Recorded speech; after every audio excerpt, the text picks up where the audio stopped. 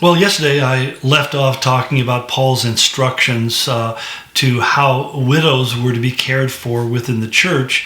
And I think it goes without saying that not only are women critically important to the functioning and effective functioning of the church, that we've found even in our church that the widows are often some of the greatest blessings that we ever experience. It's kind of unusual for us. We've seen a lot of widows over the last few years during this COVID lockdown and all the rest of that.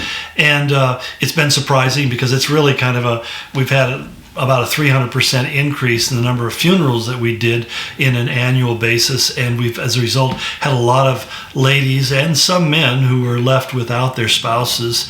And it's really, really hard on the ladies, especially if they have young children. They need all the support they can possibly get. And what Paul was saying, it goes on to say here in verse 4, it says, if a widow has children or grandchildren, these should learn first of all to put their religion into practice by caring for their own family and so repaying their parents and grandparents, for this is pleasing to God. Something that you see around the world, but is terribly lacking within our own culture, is the sense of responsibility that children have for the welfare of their parents. And the reason that changed our culture is because we created this social welfare system where people are given Social Security and other benefits, Medicaid, Medicare, and so forth. And the idea was basically the government will take care of the widows and the orphans, and the rest of us can go along our life without having to be bothered by it. And I can't deny the fact that if we have elderly people or widows or people who are in our family who are in desperate need, that is really hard. It's not easy. It's oftentimes if we're having trouble just meeting our own bills and budgets, and then we have to take an extra family and care for them, it's pretty burdensome. And yet at the same time, those things that often are burdensome often become the things that accomplish the best things within us. It's in that sacrificing of ourselves and that serving of others that we come to the deepest sense of enrichment. And we miss that in our culture, because in our culture today, the only value that seems to be becoming more important, and this is even found by surveys, is making money. And people want to make money, they want to hold on to their money, they want to use their money to access their wants, their pleasures, and not simply just their needs. And if I have to share my monies with other people, then that means that's monies I can't use on spending on myself. And yet one of the things my wife and I have found, and she is one of the most generous people I know on the planet, that she simply can't ignore a need that somebody's having, and is so willing to share with people and help them through their hardships if we can possibly afford to do so. And so basically this is what Paul says, that if you are a child or a grandchild who has elderly parents, you need to put your faith into practice, is the way he put it. Put your religion into practice by caring for them. And caring for them is not only making sure that they have food and shelter and clothing and even health care and things of that nature, but also transportation, and most importantly, and this is something that people don't understand, that when you get older and you become increasingly infirmed, the hardest thing is loneliness. Elderly people are painfully lonely, and oftentimes they end up in these institutional homes, which basically is a place where we gather a lot of elderly people together, and they basically feel lonely together because they don't really have the capacity to interact with each other on the level that they once did. And so as a result, we have a lot of elderly people in our society who are simply shunted off to places where they're not seen. And if they're seen, it's only occasionally and when it's convenient. In biblical times and in most of the world today, the elderly live with their children and with their grandchildren. In other words, they don't have families who are separated by time and space, but they are living together. And it's so unusual for families to care for the elderly. And one of the things we ran into with my father-in-law, who I've told you many times is 100 years old, and trying to get him to live with his 4 kids, and all of them have offered to take him in, and he doesn't want to move in with them, and yet he complains endlessly about the loneliness he feels. So it's really can be a challenge. I understand we have difficulties, and older people don't want to give up their freedom and their independence, but comes a point where it just has to be addressed. And that's the thing I would say, that we worry about the costs and all these other dynamics that go with this. But the thing that older people need more than anything else is they need relationships. They need people who visit them and spend time with them and who show that they love them and care for them. Loneliness is the biggest plague that the aged have to deal with.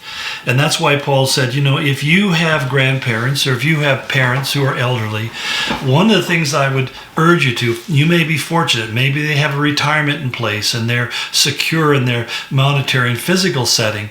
But keep in mind, the thing that you can't buy is friendship. Now, I see advertisements. You can hire people to come in and care for you. I've had to do that with my mother when she was infirmed. And let me just say, it is unbelievably expensive, and very few of us can afford to do it for very long. But the reality is, they will probably need to rely upon you for that social interaction and welfare, and even the transportation to get to where they can be interactive with other people. So, I know a couple of different people I know who have elderly parents, and what they do is they can still drive, and what they do is they drive to the casino every day to gamble. And we look at that as being a gambling addiction sometimes, but the reality is they just want to be around other people. They want to feel friendship and exciting, and they want to share something, and they're sharing with other people who are in the casino. And I think sometimes that can be an addiction. Maybe they just love to gamble, but the other side is oftentimes they just feel so isolated and alone. And I think it's part of the thing that we need to be sensitive to with those who are elderly in our life. I know I'll probably get some opinions expressed from some people I know, but the bottom line is I think that is central to every one of us. We don't want to be alone. And isn't it crazy? We live in a culture which creates all these digital forms of communication, which if only result in us being increasingly isolated from one another, and we don't have the kind of interaction. Well, in some regards, I'm thankful for it. My wife and I call my father-in-law.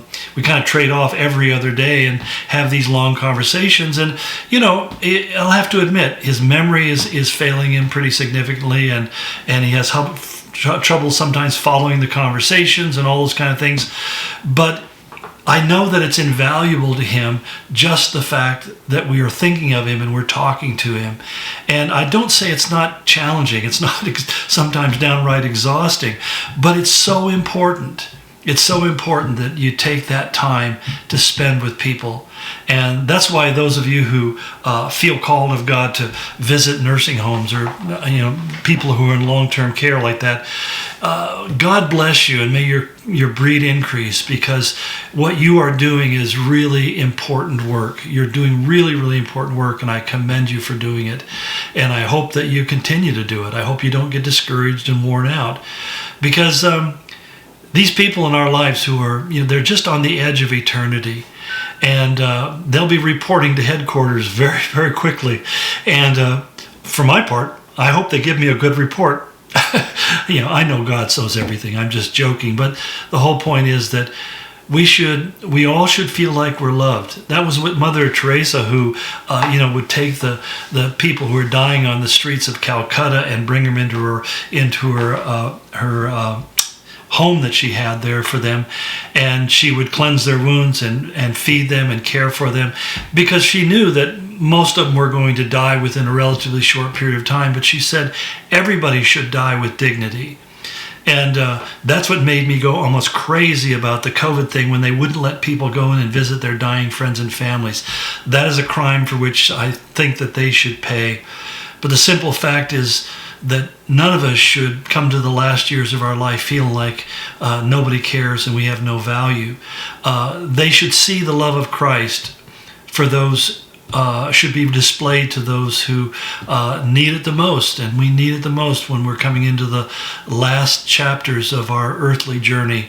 And I just pray that if you have elderly family like that, maybe you would just resolve to say, I'm going to make it a point to give them a phone call every day if I can't visit them. And if I can, I'll drop by and see them as often as I can. just to let them know that you love them and that they're not forgotten, and that God has not forgotten about them, and that God loves them, as evidenced by the fact that you're continuing to invest and to reach out and to help them out and really ask them about their needs. It's one of those kind of things, even if you don't live around somebody who is elderly and still on their own, you can order food on Amazon or through Walmart.com. We've done that, sending groceries to my father-in-law just through those kind of assets, because he needed certain things or he's expressed a desire for something. And he's always shocked. He never can remember where it came from. We have to really remind him. But the point is that it's something that says to them, you're not forgotten, you're still valuable, we still love you, we still care about you, and you're still in our minds and in our hearts. So, just a suggestion. Well, we'll talk about something else next week, so I look forward to looking at verse 7. God bless you and go in His grace.